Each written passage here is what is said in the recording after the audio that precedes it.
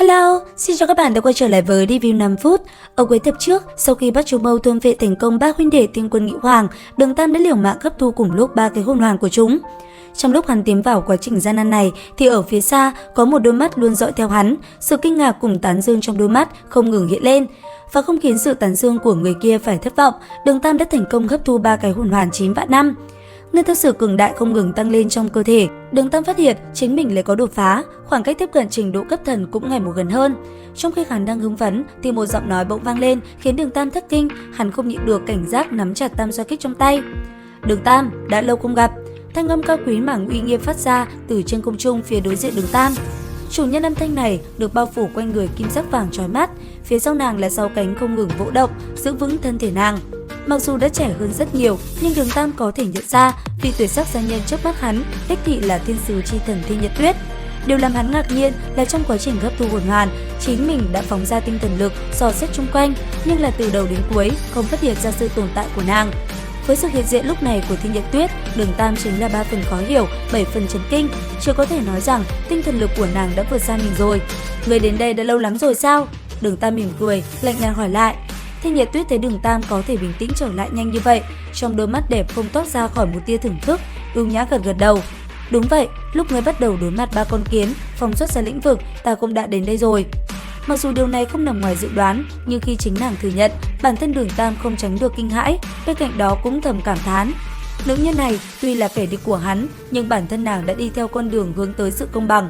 Nếu người xuất hiện là Bỉ Bỉ Đông, chỉ e rằng cái mạng của hắn không biết là đã đi gặp Diêm Vương bao nhiêu lần rồi.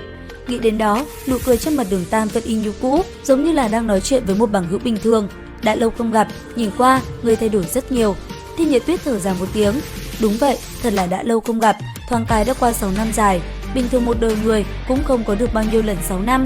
Ta thay đổi rất nhiều, không phải ngươi cũng vậy sao? Mới vừa rồi, ta chứng kiến một màn thần kỳ nhất trong giới hồn sư từ trước đến nay. Sợ rằng trong đám cường giả tu luyện đến thần cấp cũng không có trải qua kinh nghiệm như ngươi khi nãy. Nói vài lời khách sáo, Thiên Nhật Tuyết vẫn là lần nữa đề cập đến mục đích của lần gặp mặt này. Nàng đến đây để cho Đường Tam hai sự lựa chọn, quy thuận ta hoặc bỏ mạng dưới tay ta. Đường Tam cười, nụ cười của hắn rất là tùy ý, ưu nhã quý tộc. Hơn nữa, có mấy phần phóng đãng không kiềm chế được. Thiên Nhật Tuyết đã nhượng bộ thanh niên chớp mắt này 2 lần, nhưng cả 2 lần đều bị hắn từ chối. Ánh mắt Thiên Nhật Tuyết lúc này đã dần trở nên nghiêm trọng. Cảm giác dây dai lúc nãy đã dần dần biến mất. Đường Tam nhất thời cảm giác được dường như không khí trong trời đất cũng theo vẻ mặt của nàng mà phát sinh biến hóa. Câu trả lời của Đường Tam lúc này thật sự khiến Thiên Nhật Tuyết tức giận, thà làm ngọc vỡ không làm ngói lành. Hai mắt Thiên Nhật Tuyết nhìn chăm chú Đường Tam, ánh mắt lạnh như băng mà tràn ngập áp bức, dường như muốn chiếu thẳng vào trong linh hồn của hắn. Người đã biết rõ ta trở thành thần, còn muốn lựa chọn chiến đấu với ta sao? Người thì sao, thần thì sao chứ? Chẳng lẽ ngươi không biết trên thế gian này có một số việc là không thay đổi được hay sao? Sau cuộc hội thoại đó, Đường Tam cũng dùng hành động để chứng minh cho lời nói của mình. Khi thế Đường Tam trong nháy mắt tăng lên đỉnh điểm, chân trái Đường Tam chợt tiến lên phía trước một bước, Hải Thần Tâm do kích từ dưới hướng lên trên, không sang một ly điểm vào trước ngực Thiên Nhật Tuyết. Một kích này là một kích mà khí thế của hắn đạt tới đỉnh điểm, không phải hồn kỹ nhưng còn mạnh hơn cả hồn kỹ.